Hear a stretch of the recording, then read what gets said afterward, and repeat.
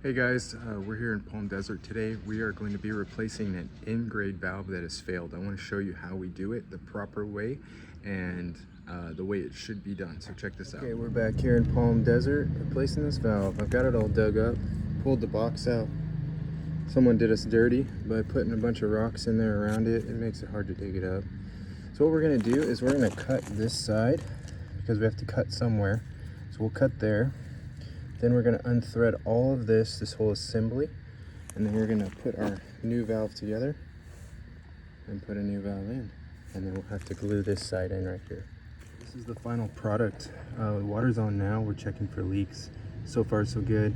We wired it back in, same wires. We try to put the connections up a little bit if we can. There's a lot of wire here, so it's a little messy, but went ahead and used a union to put the pipe back together and threaded everything else back on. So this is exactly what you'd get with a valve replacement. Thanks for watching.